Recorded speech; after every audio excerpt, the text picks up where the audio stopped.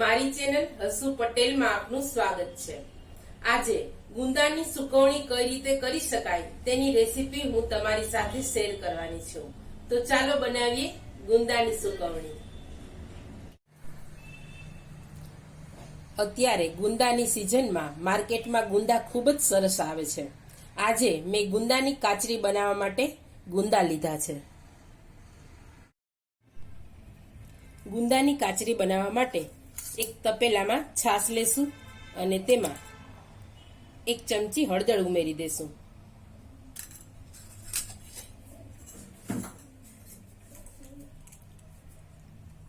અને 2 ચમચી નિમક ઉમેરી દેશું।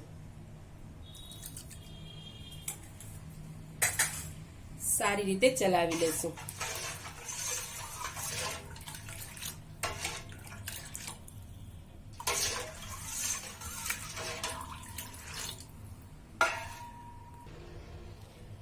આ ગુંદા છે તેમાંથી આપણે ડાળખા અને કેપના ભાગને દૂર કરી દેશું।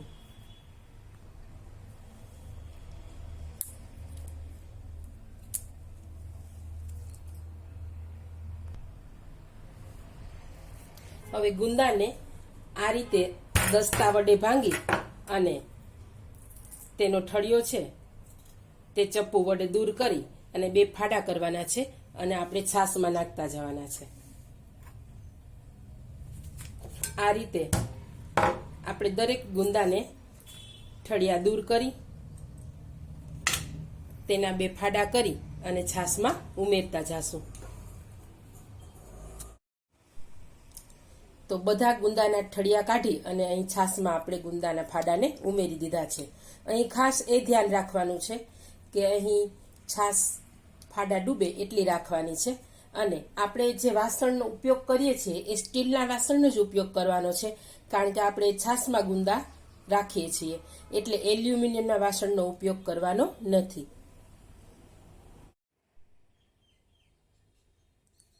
અહીં ગુંદામાં જો તમારા ઘરમાં વધારે ખારું ખાતા હોય તો વધારે નિમક ઉમેરવાનું છે।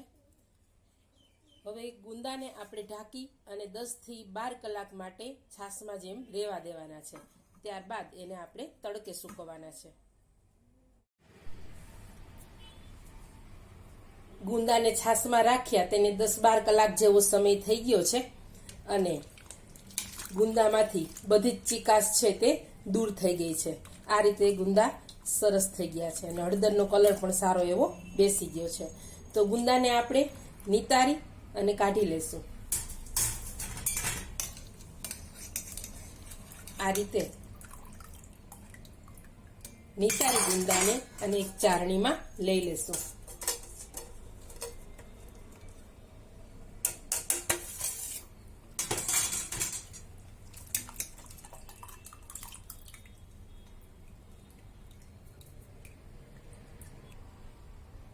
તો ગુંદાને થોડી વાર માટે નીતરવા મૂકી દીધા છે અને નીતરી જાય પછી આપણે તેને તડકે સૂકવવાના છે। તો ગુંદામાં છે આ રીતે 10-12 કલાક છાશમાં રાખ્યા પછી સેજ પણ ચીકાશ રહેતી નથી। હું તમને નજીકથી બતાવું છું। જો ગુંદા આ રીતે એકદમ સરસ થઈ જાય છે, બધી જ ચીકાશ છે તે દૂર થઈ જાય છે અને હળદરનો કલર સારો એવો બેસી જાય છે। ગુંદાને આપણે સૂકવી દીધા છે। ગુંદાને આપણે તડકે સૂકવ્યા હતા તેને 3 દિવસ થઈ ગયા છે અને 3 દિવસ પછી ગુંદા આ રીતે સુકાઈને તૈયાર થઈ ગયા છે। આ રીતે ખખડે ને ત્યાં સુધી ક્રિસ્પી થાય ત્યાં સુધી આપણે ગુંદાને સૂકવવાના છે।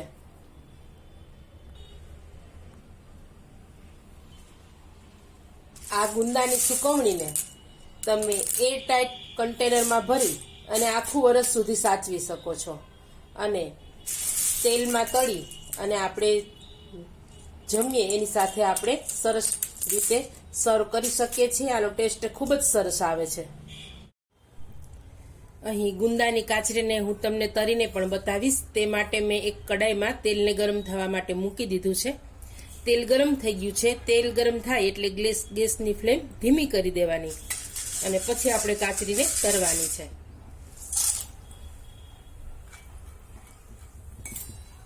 આ રીતે ચલાવશું એટલે કાચરી સરસ તરાઈ જશે અને તરત જ ફૂલી જાય એટલે આપણે એને લઈ લેવાની છે આ રીતે.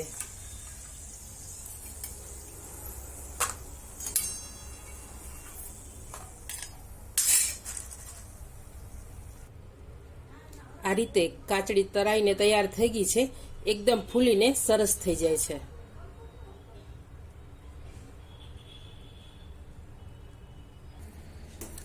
આ કાચરીમાં તમે લાલ મરચું પાવડર, ધાણા જીરું ભભરાવીને જમવાના ઉપયોગમાં લઈ શકો છો.